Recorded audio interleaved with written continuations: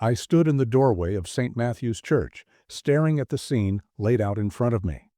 The stained glass windows cast colors across the floor, and every pew was filled. People wore black suits and dark dresses. Some dabbed at their eyes with tissues. Others whispered and shook their heads with heavy sympathy.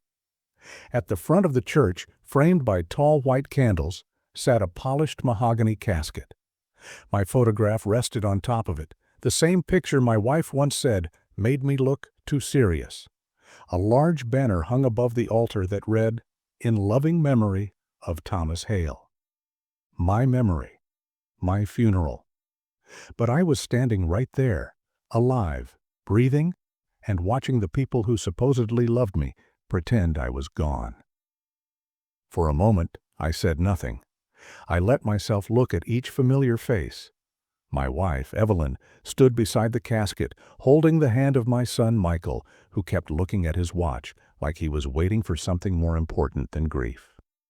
My daughter, Anna, sat stiffly, eyes red but dry, too afraid to look up. And there was my brother Daniel, shaking hands, greeting guests, accepting the sorrow as if he were the grieving hero of this story.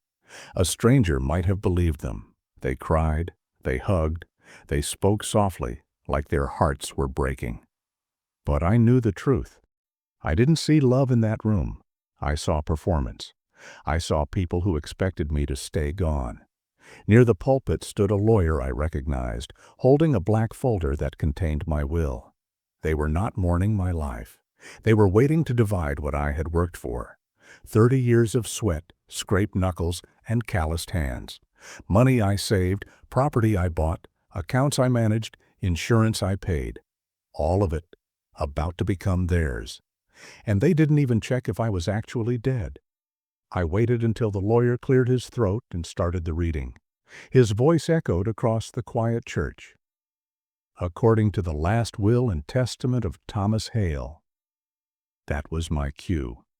The doors behind me swung open with a loud, heavy sound. Everyone turned, heads snapped, eyes widened. I stepped inside, my boots clicking on the tile. Gasps spread through the room like a wave. Someone dropped a hymnal. Someone else screamed. Daniel stumbled backward until he hit a pew.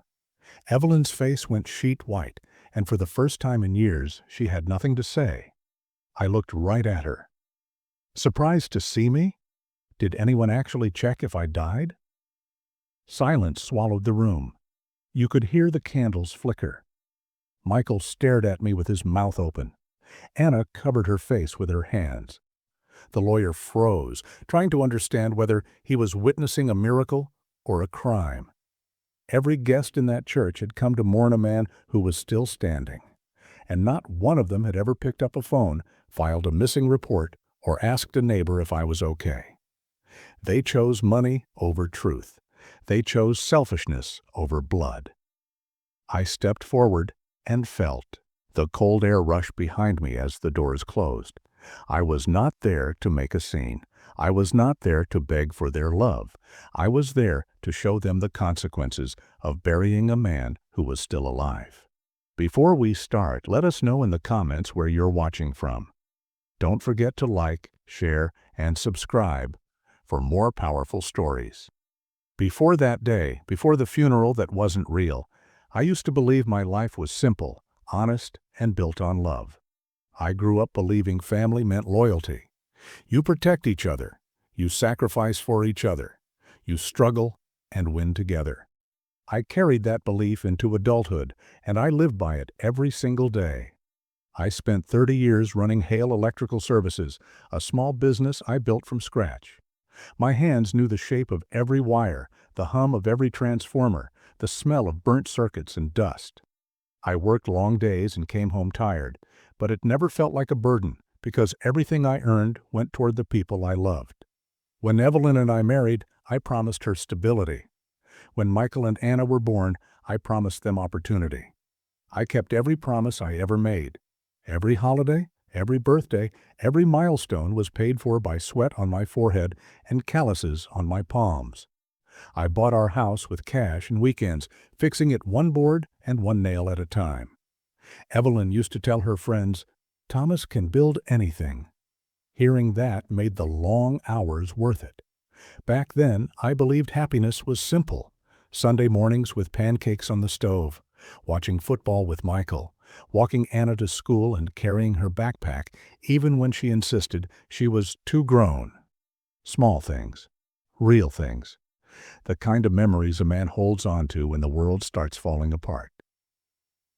When Michael turned 18, I helped buy his first car. When he wanted to start a business, I co-signed the loan.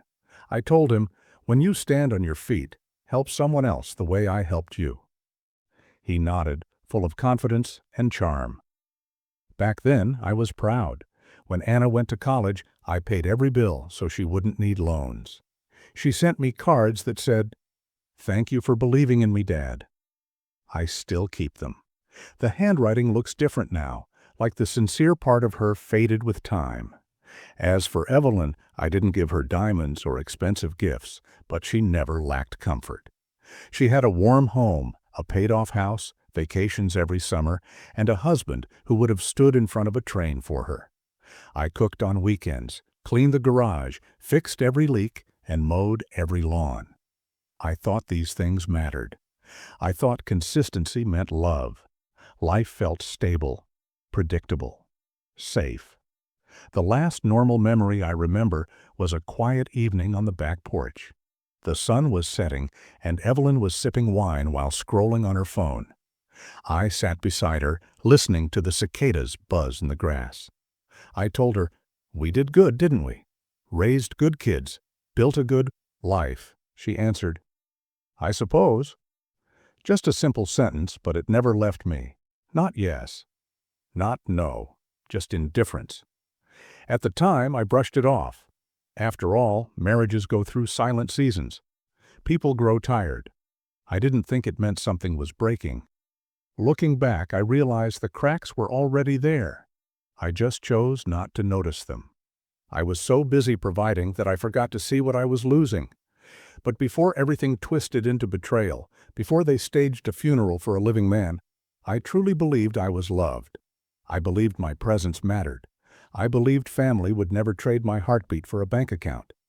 I did not know how wrong I was. I used to think families drift apart slowly, over years, like a rope fraying one thread at a time. But when I look back now, I know exactly where the first thread snapped. It happened on an ordinary evening, the kind you forget if nothing painful happens. Evelyn had cooked dinner, something simple, spaghetti and garlic bread. We sat around the table, the four of us, like always. Michael was talking about a business deal he wanted to start, something involving real estate. He spoke big, confident, like a man who already owned the world. I listened patiently, nodding, letting him dream. That was the kind of father I wanted to be. When he finished explaining his idea, he pointed at me with his fork and said, "So, Dad, once your time is up, I'll get the house, right? I could flip it and make real money." He laughed. Anna laughed. Even Evelyn chuckled under her breath. I forced a smile and said, "My time isn't up yet. You can get your own house." Michael rolled his eyes and said, "Relax, Dad. You're almost 60. People your age drop dead all the time." The whole table went quiet. I looked at him, waiting for him to say it was a bad joke, but he didn't. He just kept eating like nothing strange had left his mouth. When I glanced at Evelyn, she didn't scold him or tell him to apologize. She just muttered, "Michael, don't talk with your mouth full." That was it. No respect, no correction, no understanding of how deeply a sentence like that could cut a man who gave his whole life to his children. I tried to shake it off. Kids say stupid things. That's what I told myself. But something in Michael's eyes told me he meant it. He had already counted me out. Not as a father, not as a man, but as an expiration date. A few weeks later, I walked into the living room and heard Evelyn on the phone. She didn't know I was standing behind the hallway door. Her voice was low and steady, the way she spoke when she didn't want someone to hear. I caught pieces of the conversation. "He's getting older. It won't be much longer." "Yes, the insurance is in order." No, he never asked questions. My stomach tightened. When she hung up, I stepped into the room and asked, "Who were you talking to?" She didn't flinch. She just said, "My sister. We were discussing her insurance premiums. You wouldn't understand." Something felt wrong, but I told myself I was imagining things. After all, Evelyn wasn't cruel. She wasn't dishonest, or at least that's what I believed. Then came the moment that finally forced me to pay attention. I was coming downstairs one morning and heard Michael and Daniel whispering in the kitchen. My brother's voice was serious. "Once we get access, we divide it. You promised." Michael hissed back, "Relax, it's practically ours already." They froze when they saw me. Daniel coughed and said, "Morning, Tommy. We were just talking sports." Sports, in hushed voices, in my kitchen.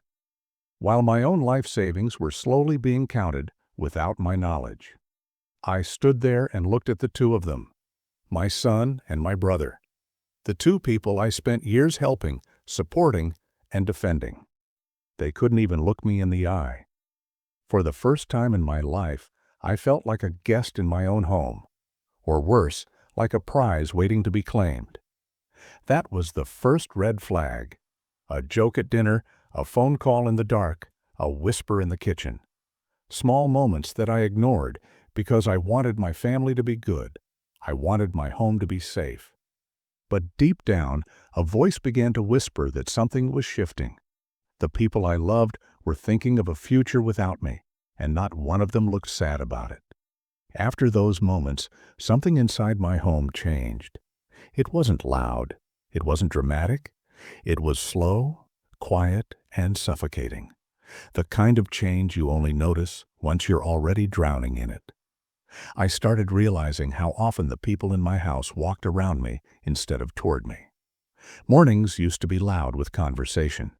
Michael and Anna used to ask how work was going or what we were planning for the weekend. Now, breakfast was silent, just the clinking of spoons and the flicker of phone screens. One morning, I tried to break the silence. I said, "We should take a family trip this summer, maybe the Grand Canyon. We haven't done something together in a while." Michael didn't look up. "Yeah, maybe after, things settle." I asked, "What things?" He shrugged. "Life, Dad. Things change."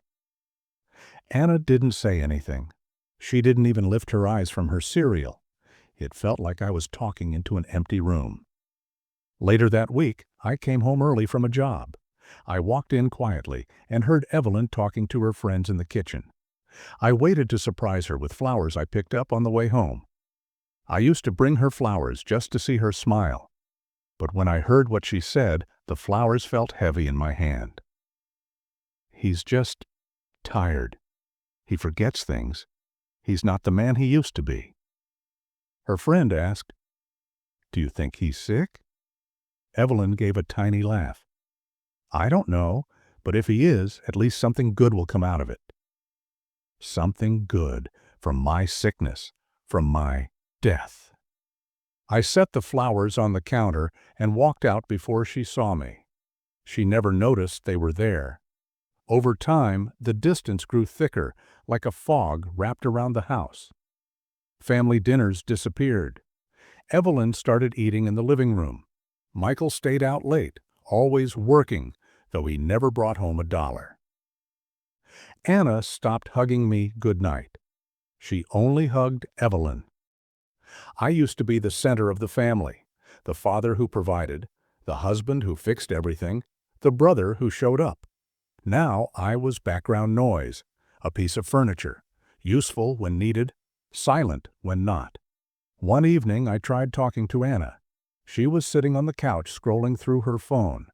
I sat beside her and asked, "Are you okay? You've been quiet with me lately." She sighed and said, "Mom says you get defensive if we tell you the truth." "The truth about what?" "That you're slowing down, that you're not the same." I stared at her, my own daughter, repeating someone else's words. "Anna, do you think I'm sick? Do you think I can't take care of myself?" She didn't answer. She just got up and went upstairs. That night, lying in bed beside Evelyn, I whispered, "Do you still love me?" She didn't pause. She didn't think. She just said, "Go to sleep, Thomas." Not yes, not no, just dismissal. The erosion wasn't a storm. It was a steady drip of cold water wearing away stone. Every ignored conversation, every rolled eye, every whisper behind closed doors stripped away another layer of who I was. They didn't yell. They didn't fight. They simply disappeared from my life while still living in the same house. I began to wonder how long it would take for them to forget I was even there. And soon I would find out exactly how easy it was for them to erase me. The moment that finally shattered my confidence did not happen during a fight or an argument. It happened on a warm Saturday afternoon at a family barbecue in our own backyard. The kind of afternoon that should have been filled with laughter, music, and the smell of grilled meat. Instead, it became the first time I realized my family no longer saw me as a father or a man, just an inconvenience waiting to be removed. Neighbors filled the yard. Kids splashed in the small inflatable pool. The smell of burgers filled the air. I stood at the grill, doing what I always did, flipping patties while everyone else relaxed. I used to love that job. Feeding people made me feel needed. That day, it made me feel invisible. When the food was ready, everyone crowded around the table. I sat down next to Michael, proud of the spread I'd put together. Someone asked how long it took me to build the deck we were sitting on. I smiled, happy someone noticed, and I started telling the story. It took a month of weekends. I remember cutting those boards in the rain. The neighbors thought I was crazy, but before I could finish, Michael leaned back in his chair, raised his voice, and said, "Nobody wants a history lesson, Dad. You talk like an old man. Just eat." The whole table laughed. Not politely, not nervously. They laughed like I was a joke, like my words were dust. Even Evelyn smiled as she sipped her wine and said, "He gets dramatic when he tells stories." My face burned. I looked around for someone, anyone, to defend me. Anna stared at her plate, pretending she didn't hear. Daniel shook his head and smirked like he always knew I was pathetic. I felt my throat tighten, but I forced a smile, the same way you do when you're punched in the stomach and trying not to collapse. I tried to laugh it off and took a sip of water, but my hand trembled so badly the glass shook. A neighbor, trying to lighten the mood, said, "Come on, I like his stories." Before I could thank her, Michael said, "He likes telling them because no one else listens to him anymore." That was it. The table erupted again. Laughter, real laughter, at a man who had fed them, clothed them, raised them, and given them everything he could. I stood up slowly and walked back to the grill, pretending I needed more tongs. The noise of their joke carried across the yard like a slap. Standing there, staring at the hot coals, I felt something crack inside me. For the first time, I let myself ask the question I had avoided for months. Did my family love me, or did they only love what I gave them? As the sun set and the crowd thinned, I heard Evelyn tell someone, "He takes things too seriously. He's getting sensitive in his old age." Old age. That was the moment I realized they didn't see me as a father, husband, or provider anymore. I was a burden with a heartbeat, a man who stayed alive longer than they wanted. Later that night, after guests left, I asked Evelyn, "Why did you let them talk to me like that?" She looked at me with bored eyes and said, "You embarrassed yourself. Don't blame us." No apology, no comfort, not even a hint of care. It was the most humiliating moment of my life, not because of what they said, but because I still loved them. I still believed they could change. I still wanted to be enough. I went to bed alone that night, lying awake, staring at the ceiling, wondering when exactly my family stopped seeing me as human, and deep inside, something cold and sharp began to form. A truth I didn't want to face.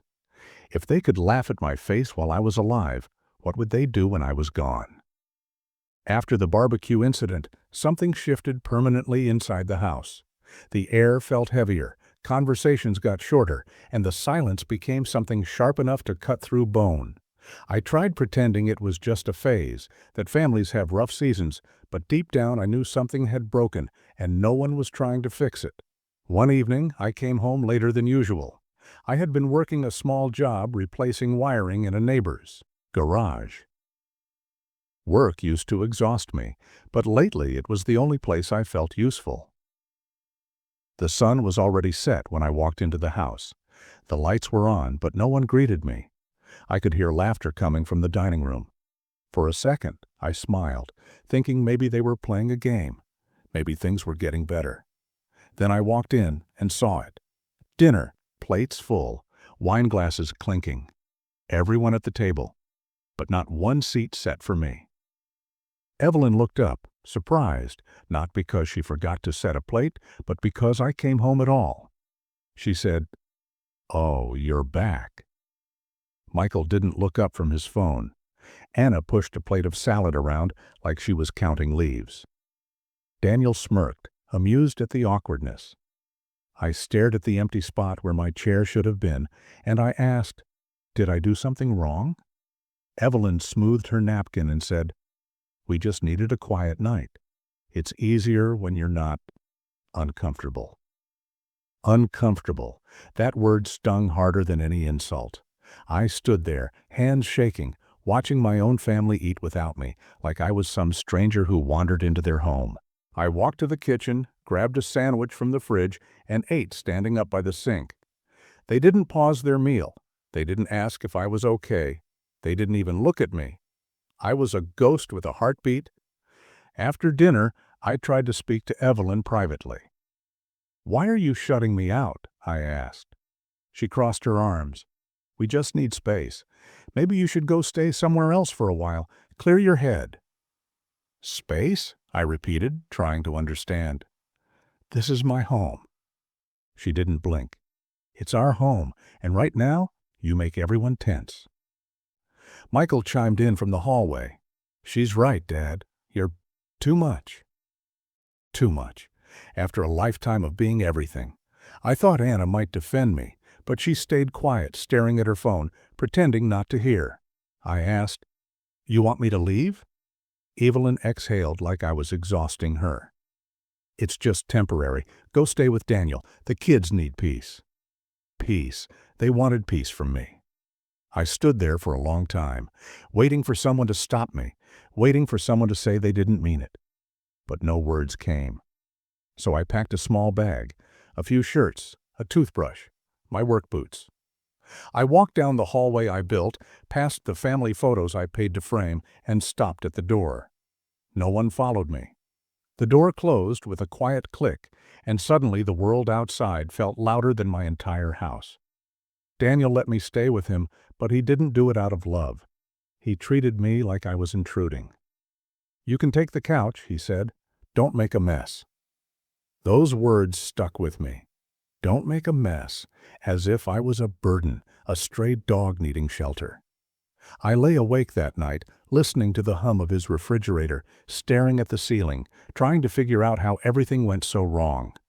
I wasn't angry, I wasn't shouting or demanding, I was simply broken. And for the first time in my life, I wondered if leaving that house wasn't punishment, but release. Still, something inside me whispered one final hope. Maybe they'd realize they missed me. But they never called. Not that night, not the next day, not ever. Living in Daniel's house felt like living in a stranger's basement. It wasn't technically a basement, but it might as well have been. The couch smelled like old cheese, the air conditioner rattled loud enough to wake the dead, and every morning Daniel reminded me just how unwanted I was. He didn't say it directly. He didn't have to. It showed in every sigh, every exaggerated glance at the clock when I used his shower too long, every comment about how retirement homes exist for a reason. After a week, I packed my things. I told him I found somewhere else to stay.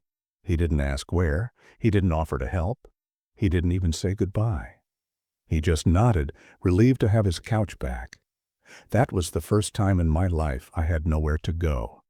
I rented a tiny room above a mechanic's shop at the edge of town. The landlord didn't ask questions, which was good because I didn't have answers. The room had one window, one small bed, and a lamp that flickered when the wind blew. At night, I could hear the mechanics below working late, metal tools dropping, engines roaring and coughing. The room wasn't quiet, but it was honest. Silence at home felt like judgment. Noise here felt like life still happening somewhere. I worked odd jobs for cash, fixing wiring in old houses, repairing garage lights, replacing broken outlets. I told people it was temporary, but inside, I knew I was drifting. I wasn't living anymore. I was surviving. I stopped calling my family. I stopped checking my phone. I convinced myself that silence was easier than disappointment.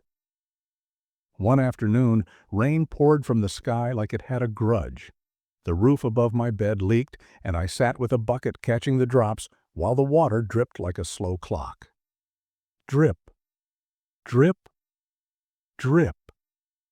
Time passed the same way, slow, unwanted, and loud. I started walking every night just to feel air on my face. I walked past houses with glowing windows, families eating dinner, kids watching television, people laughing together. Every window looked like a life I used to have, a life I thought would never end. One night I walked past a cemetery. The gate was open, probably left unlocked from a recent funeral. Curiosity pulled me inside.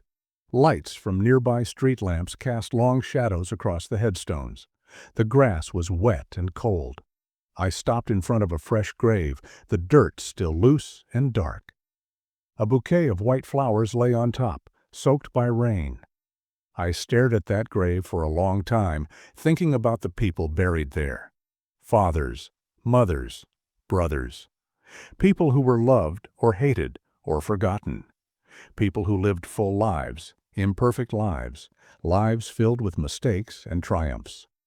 For the first time, I wondered if my family would cry at my real funeral. Would Evelyn wipe tears or pretend?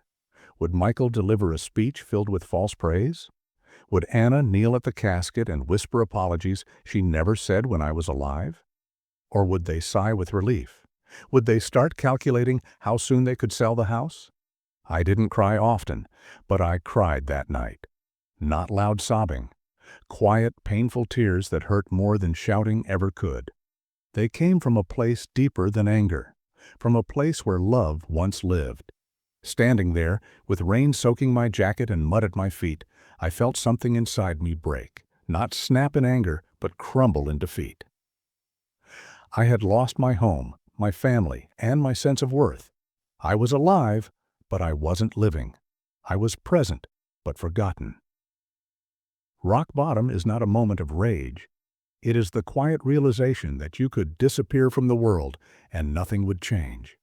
And in that moment, for the first time, I believed my family might not care if I lived or died. Soon I would learn they didn't just stop caring. They started planning. Rock bottom felt permanent, like I had pitched a tent in the lowest valley of my life. Days blurred together. Work, eat, sleep, repeat. Nobody checked on me. Nobody called. Nobody cared. At least that was what I believed. Then, on a gray Tuesday morning, someone knocked on my door. I opened it, half expecting the landlord to complain about rent. Instead, Pastor Richard Cole stood there, holding a folded piece of paper and a look of confusion mixed with worry. He had been my friend for years. We weren't close enough to call brothers, but close enough that he blessed our wedding, baptized our kids, and prayed with my family at Christmas. Seeing him at that door startled me more than anything. "Thomas," he said gently, "may I come in?" I stepped aside. He looked around the room, his eyes softening when he saw the small bed and the dripping bucket under the leak. He didn't judge me. He didn't pity me. He just sat on the chair and placed the folded paper on the table. "I need to show you something," he said. His voice wasn't dramatic, it was careful, concerned. I unfolded the paper. It was a funeral invitation. My funeral. It had my name, my birth date, a fabricated date of death. It listed a church service, followed by a burial, and then a reception, hosted by my family. For a few seconds, I didn't breathe. The room spun. I stared at my own name, printed in bold letters, announcing to the world that I no longer existed. I laughed quietly at first, but it wasn't humor. It was disbelief scratched raw with pain. "I'm dead," I whispered. "They killed me." Pastor Richard leaned forward. "Thomas, your wife announced your passing to the community 3 days ago. There was no coroner statement, no hospital record, no obituary check. She simply told people you died of a heart attack." A heart attack. Convenient, painless, easy to explain. He handed me a smaller card, an obituary that Evelyn had printed and delivered to friends. It said I was a loving husband and devoted father. The words looked sweet on paper, but they tasted like poison. I asked, "Did they even try to find me?" He shook his head. "No one called me. No one reported you missing. No one asked the police. They just announced it." My hands trembled as I held the card. The letters smudged under my thumb. "Why would they do this?" I asked, though part of me already knew. Richard sighed. "I heard rumors. Someone mentioned your life insurance. Someone else said the estate would go into probate. The timing felt rushed." That word, rushed, hit me like a hammer. My family wasn't grieving my death. They were impatient for it. I leaned back in the chair, staring at the ceiling. I remembered Evelyn asking for space. I remembered Michael talking about selling the house. I remembered Daniel whispering about when we get access. They weren't waiting for me to die. They got tired of waiting. Now they were throwing a funeral while I was still breathing. Richard placed a hand on my shoulder. "The service is this Sunday." I did not agree to it. I wanted to come to you first. My voice was low but steady. "Thank you." He looked at me closely. "Thomas, what do you want to do?" What did I want? To scream? To collapse? To ask why? None of it would matter. They already wrote me out of their lives. They already put me in a casket. But something shifted inside me at that moment. The man who had been crushed into the dirt began to rise, not with anger, but clarity. "They planned a funeral," I said slowly. "Then let's give them a guest they didn't expect." Richard nodded, not with violence, but with quiet justice. "Then we prepare." It took a fake funeral to remind me I was still alive, and I wasn't done breathing yet. When Pastor Richard left, the room felt strangely silent, not empty, but waiting. The funeral invitation lay on the table like a weapon. My name, my picture, my supposed death, all printed neatly, like I was nothing more than paperwork to be processed. For months I had blamed myself for everything. Maybe I wasn't enough. Maybe I worked too much. Maybe I got old and became invisible. Maybe I deserved to be forgotten. But holding that invitation changed everything. This wasn't a misunderstanding. This wasn't distance or drifting. My family didn't lose me. They discarded me. They didn't wait to see if I was depressed, injured, or missing. They didn't call hospitals or the police.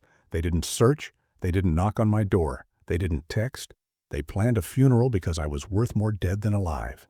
Sitting on the edge of the bed, I studied the words, "In loving memory." Memory. They tried to turn me into a memory, a man with a heartbeat, reduced to a bank account. That was the moment something deep and old inside me stood up. Not rage, not revenge, just self-respect, the part I buried under years of loyalty and sacrifice. I looked in the small, cracked mirror above the dresser. My face was thinner, with lines carved deeper than before, eyes tired but steady. I whispered to my reflection, "You are still alive. They don't get to decide that." For the first time in a long time, I straightened my back.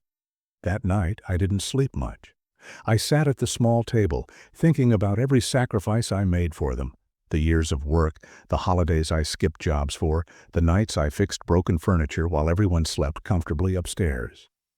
I remembered the look on their faces when I gave them things they didn't earn.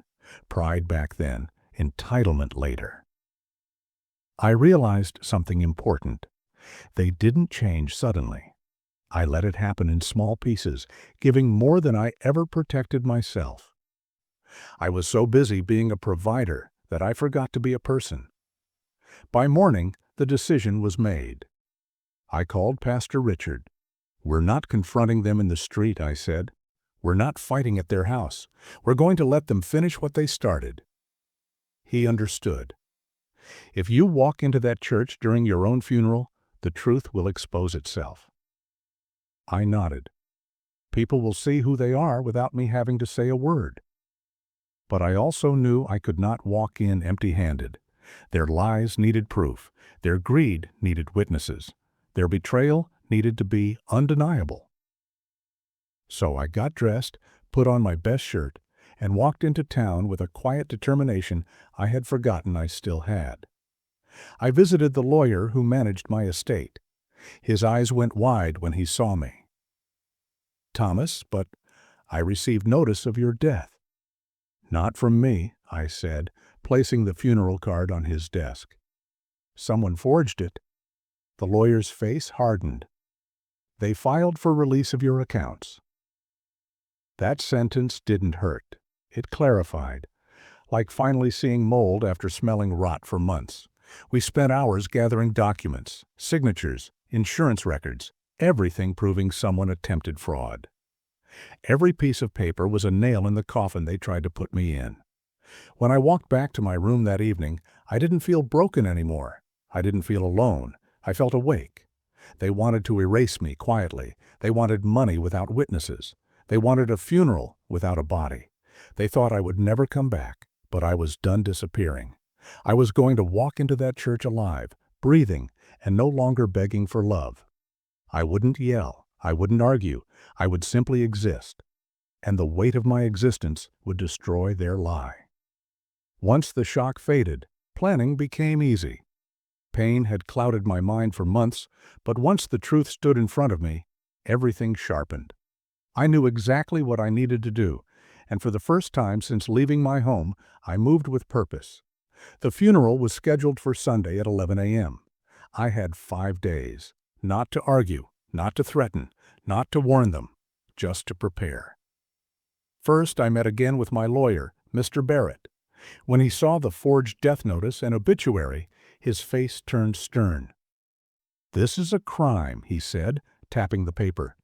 "Insurance fraud, identity fraud, theft. They thought you were gone." "No," I corrected him. "They hoped." He pushed his glasses up. "We will not confront them today. We will collect everything quietly." That became the rule. Silent. No calls, no texts, no visits. Let them believe the lie was working. Over the next days, Mr. Barrett pulled every bank statement, property file, life insurance document, and will registry. Every signature that was not mine. Every conversation they recorded with him, pretending to be grieving but waiting impatiently for money. He kept them all. People show their true selves when nobody is watching, and my family had no idea eyes were on them the whole time. Meanwhile, Pastor Richard prepared his own way. He arranged for the church doors to stay unlocked at the exact time we agreed. He sat with the funeral director and asked questions that made the man uncomfortable. "Who confirmed the body? Did you receive official documents? Who paid for the service?" The director hesitated and admitted that Evelyn simply told him the death happened privately, and she would handle paperwork later. No death certificate, no coroner report, no doctor's signature, just her words. That was all I needed to hear. On Friday, I walked past my old house, not close enough to be seen, but close enough to watch. Through the front window, I saw Michael trying on a black suit, posing in the mirror with a smirk like he was preparing for a business event, not his father's funeral. Evelyn paced the living room on the phone, voice sharp and fast. "No, we need the funds released immediately," she said. "He left everything to us. It's ours." Ours, not his, not earned, just expected. I didn't knock, I didn't say a word. I walked away before rage could poison the plan. Saturday night I sat on my small bed with a notebook. I wrote a few things down, not a speech, not an attack. Just words I needed to say to remind myself who I was. I am still here. I am still alive. I am still Thomas Hale. I ironed the only suit I owned, the one I wore to weddings and graduations. I shined my shoes. I trimmed my beard, not to impress them, not to look strong, to look like myself again. As the sun rose Sunday morning, the sky glowed soft orange over the town. Church bells chimed in the distance. My heart beat steady.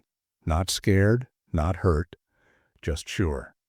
Pastor Richard arrived to walk with me. He looked at me and said, "You don't need to shout to make an earthquake." We left the room together. There were no threats, no warnings, no dramatic promises. Just a calm, silent walk to the church where my family planned to bury me alive. Let them cry their fake tears. Let them pretend they cared. Let them believe the money was already theirs. I was going to walk through those doors, alive. And the moment they saw me, everything they built on lies would collapse under the weight of truth. The church parking lot was already packed when Pastor Richard and I approached. Long lines of black cars, people stepping out wearing dark suits, polished shoes, and faces rehearsed in sorrow. If I didn't know better, I would have believed someone they loved had died. Richard placed a steady hand on my shoulder. "We will go in when it is time, not before." I nodded and stayed hidden behind the side entrance, my heart beating slow and controlled. I expected anger or panic, but what I felt was clarity. For the first time in months, I had the upper hand, and they didn't even know it.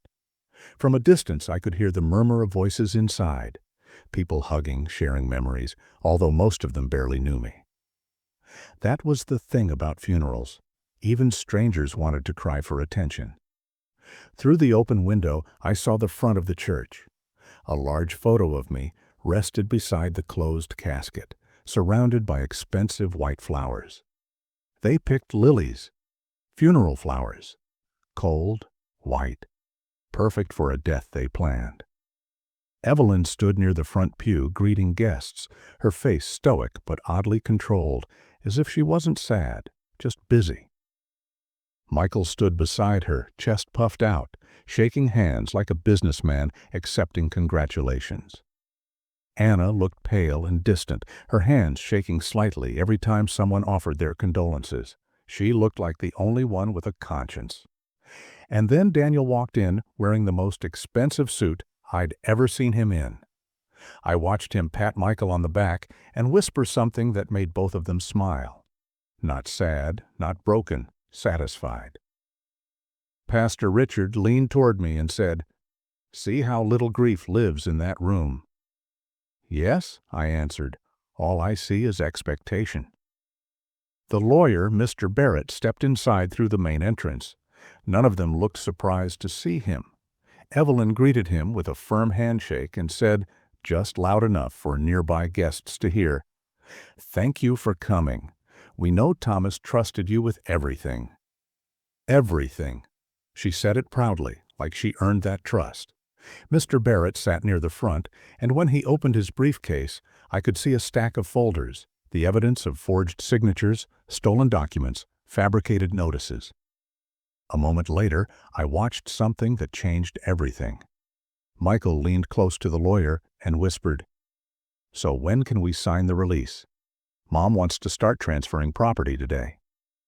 No tears, no grief, just greed. And the lawyer didn't answer. He looked toward the side entrance where I stood hidden and gave the smallest nod. His silence was powerful. It was the first moment where the truth drifted into the room like a quiet ghost. Inside the church, the pianist began playing a slow hymn. Guests took their seats. The funeral director whispered to Evelyn, "Are we closing the casket now or later?" She responded without hesitation, "It doesn't matter. Nobody needs to see him." Nobody needed to see me, because nobody expected me to exist. Their confidence was their mistake. They believed everything was already theirs. They thought the last obstacle, my heartbeat, was gone. They forgot one thing. Dead men can't walk. But I was standing right outside. Pastor Richard whispered, "It's time." I stepped back, breathing in once, steady and strong. The power had already begun to shift. They believed the world was theirs. They believed the lie was complete. In moments, the truth would walk through those doors, and nothing in that church would ever be the same. Inside the church, the organ music stopped. The room fell into a respectful hush. The pastor assigned to the service, someone Evelyn chose, not Pastor Richard, stepped toward the pulpit and began the opening prayer. Guests bowed their heads. The scent of lilies filled the air, mixing with quiet sobs and the rustling of tissues. I stood just outside the side doors, hidden from sight. My hands were steady, my breathing calm. The fear I once carried had turned into something sharper. Certainty? When the prayer ended, the lawyer, Mr. Barrett, rose from his seat, holding the black folder that contained my will.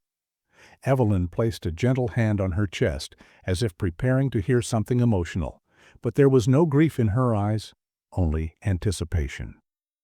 He opened the folder. The microphone picked up the soft click of paper. The room waited. "According to the last will and testament of Thomas Hale," he began, "the estate, properties, and financial accounts are to be handled as instructed." Those words were the cue. Pastor Richard pushed open the side doors. A gust of cold air rushed in, and every head turned. I stepped into the church, walking slowly, not with anger, not with theatrics, but with the calm presence of a man who refused to stay buried. The silence was instant and violent. A woman dropped her purse.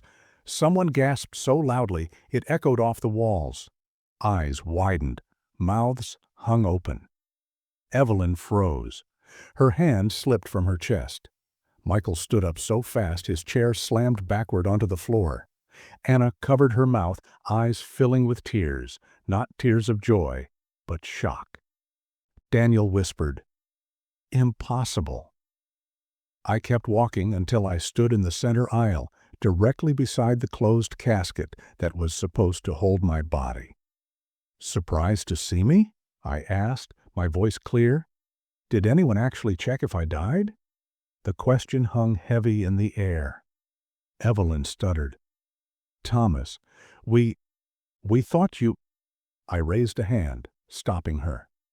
"You thought nothing. You didn't call the police. You didn't check hospitals. You didn't report me missing. You didn't even look?" I turned to Michael. "You planned the future of my house before you even planned a funeral." He swallowed hard, face flushing red. "Dad, we were grieving. You don't understand." "You're right," I said. "I don't understand how a family can bury a man who is still breathing." Every eye in the church was glued to me. Phones appeared. People whispered. Some stepped aside, unsure whether they witnessed a ghost, a miracle, or a crime. Then the lawyer spoke, his voice firm. "For those confused, Mr. Hale is very much alive. The documents filed by this family are fraudulent." Evelyn's face twisted. "We didn't know. Someone must have—" Mr. Barrett interrupted. "You signed the request yourself. You filed insurance claims. You attempted to transfer properties into your own name." She looked around desperately, searching for someone to save her. Michael tried stepping forward, but his voice shook. "Dad, listen, You just got tired of waiting," I finished for him. "You wanted the money, the house, the accounts. And you didn't care whether I was alive to see it." The entire church watched the scene unravel, the truth ripping the disguise off every lie. Anna finally spoke, voice trembling. "We didn't think you were coming back." I looked at her. You didn't want me to." The weight of those words broke the last layer of silence in the room. People leaned back, disgusted. Others stared at my family like strangers, discovering cruelty for the first time. I placed my hand on top of the casket. This box was waiting for me. You planned it, like you planned everything else. But you forgot something. I leaned closer, voice low, but powerful. I am not dead, and today everyone knows exactly who buried me. No shouting, no rage, just truth. And truth was louder than any scream. For a long moment, nobody moved. The church was frozen, filled with the soundless shock of people watching a family crumble. Some guests stared at Evelyn with disgust. Others shook their heads at Michael and Daniel. A few quietly stood and slipped toward the door, refusing to be part of whatever this was. Evelyn tried to regain control. She lifted her chin, smoothed her dress, and forced a trembling voice. "Everyone, this is a misunderstanding. Thomas has been confused for months. He left without warning. We thought something terrible happened to him." I looked directly into her eyes. "If you thought something terrible happened, why didn't you file a missing person report?" She opened her mouth, but nothing came out. The lawyer snapped his briefcase shut and stepped forward. "Allow me to clarify. Last week, Mrs. Hale, Mr. Michael Hale, and Mr. Daniel Hale each signed documents requesting immediate release of Mr. Hale's assets. They claimed he passed away from a heart condition at home. They even filed insurance claims. Without a body, without a death certificate, without a doctor." Gasps rippled across the room. Someone whispered, "That's a crime." The funeral director stepped forward, pale. "Ma'am, you told us paperwork was coming. You insisted privacy was important. You said he didn't want an autopsy." Evelyn's voice snapped. "I never said that. He must be lying." But the director shook his head. "We record every conversation." Michael slammed a hand on the pew. "Enough!" His voice cracked. "This is ridiculous. Dad left. He abandoned us. We had to secure the estate. It belongs to us." I faced him fully. "You didn't secure anything. You stole. You forged. You treated me like a paycheck that stopped breathing." His face reddened, eyes wild. "You think you can just show up and embarrass us? Everyone in town will think we're monsters." "They won't have to think," I replied. "They'll see." Right then, the church doors opened again. 2 uniformed police officers walked in. The entire room shifted. Michael stepped back. Daniel muttered a curse. Evelyn froze, her spine stiffening like stone. Mr. Barrett addressed the officers. "Thank you for coming. We have documented evidence of attempted insurance fraud, forged legal paperwork, and intentional falsification of death." A female officer stepped forward. "Mrs. Hale, Mr. Hale, Mr. Daniel Hale, we need you to come with us for questioning." Evelyn's voice cracked into a desperate shriek. "You can't arrest us. This is my husband. This is a family matter." The officer remained calm. "Ma'am, staging a death for financial gain is not a family matter. It is a criminal offense."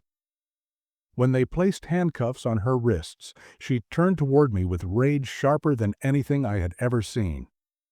"You ruined everything," I answered softly. "You ruined yourself." They took Michael next. He yanked his arm away, shouting, "You're old and bitter. You should have stayed gone." Then Daniel, who tried to talk his way out of it with fake innocence. "This is a mistake. I was just trying to help the family." No one believed him. The guests watched in stunned silence as 3 members of my family, my own blood, were escorted out of the church in handcuffs, past the casket they prepared for a living man. Anna sat alone in the front pew, shaking. She wasn't handcuffed. She wasn't taken away. She just cried quietly into her hands. She had followed, but she had not led. She had watched, but she had not acted. Her guilt would come later. The moment the doors closed behind the officers, the entire church exhaled at once. Justice didn't arrive with shouting or revenge. It arrived in silence, in truth, in a man walking into his own funeral alive. That day they lost the money they tried to steal. But more importantly, they lost the masks they hid behind. Everyone saw them for what they truly were, and that was worth more than any inheritance. In the weeks after the funeral that wasn't, life felt different, quieter, calmer. The news spread fast through town. People whispered in grocery stores, talked in barbershops, and shook their heads in disbelief wherever I went. Some apologized for believing the lie. Others offered a hand on my shoulder and a simple, "Glad you're alive, Tom." For the first time in a long time, I walked without feeling invisible. Evelyn, Michael, and Daniel faced legal charges. Fraud takes time to unravel, but the evidence was stacked high, and the law didn't care about last names or excuses. Their expensive lawyers couldn't erase paperwork that proved intent. Anna was the only one who wasn't arrested. She hadn't signed anything, she hadn't filed claims, she had been a bystander, silent but not criminal. Silence is its own kind of guilt, but it didn't put her behind bars. For 2 weeks, she didn't call me. Not one text, not one knock at my door, not one word. I assumed she chose her side. Painful, but expected. The child who once ran into my arms after school now couldn't look me in the eye at a funeral meant to bury me. Then one evening, just as the sun was setting, someone knocked on my door. I opened it and saw Anna standing there holding a paper bag of takeout food. Her eyes were red, her hair messy, her hands shaking. She looked smaller, like the world had finally shown her the truth she tried to ignore. "Dad," she said quietly. "Can I come in?" I stepped aside. She walked to the small kitchen table and set the food down. "I didn't know what you liked anymore," she admitted. "So I just picked something." For a moment, neither of us spoke. The silence wasn't angry like before. It was heavy, but honest. Finally, Anna whispered, "I should have said something earlier. I saw the way they talked about the money. I heard them joke about you being gone. I knew it was wrong." "Why didn't you speak up?" I asked, not accusing, just wanting to understand. She swallowed hard. "Because Mom said you left us. She said you didn't care. She said you wanted a new life. And when you didn't come back, I thought she was right." I nodded slowly. "Lies are easy to believe when told by someone you trust," she continued, voice cracking. "But the funeral? When you walked in, my whole world flipped upside down. I didn't know what to do. I was ashamed. I'm still ashamed." Tears slipped down her cheeks. "I didn't try to hurt you. I didn't want your money. I just wanted peace, and I did nothing to stop them." I let her cry. For the first time in months, I saw honesty. Not excuses, not entitlement, just the painful truth of a daughter who had been manipulated and afraid. I said quietly, "You were not the one who tried to bury me, but you were willing to live in a world where I was already gone." She nodded, unable to look up. "I'm sorry, Dad," she whispered. "I'm so sorry." I didn't hug her. I didn't tell her everything was fine. But I also didn't push her away. "I'm alive, Anna," I said. "That means there is time. Time to understand. Time to change. But I don't need you to prove anything to me. You don't owe me love. You don't owe me guilt. You only owe yourself honesty." She looked at me with wet eyes and whispered, "Do you think you can forgive me one day?" "Yes," I answered, "but forgiveness is not a switch. It's something you earn with truth, not silence." She nodded, letting the words sink in. Then she asked softly, "Can I come back tomorrow?" I took a slow breath. "You can come back," I said. "Not because I need you, but because I want to give you a chance to know me again." Anna cried harder, not from pain, but from relief. As she left, she hugged me for the first time in what felt like centuries. It wasn't tight or dramatic. It was gentle, real. She didn't return for money. She didn't return to fix the past. She returned because for once she chose me for who I was, not what I had. And that was the beginning of something new. Not the family I lost, but the family I deserved. Some stories end with applause. Others end with slammed doors and broken voices. Mine ended quietly. Months passed. Court dates came and went. Reporters wrote headlines about a family that tried to bury a living man for money. People in town still looked at me with disbelief, some with sympathy, some with shame, because they had shown up to my funeral and mourned a lie. I didn't celebrate when Evelyn, Michael, and Daniel were sentenced. I thought I might feel triumphant. I thought justice would taste sweet.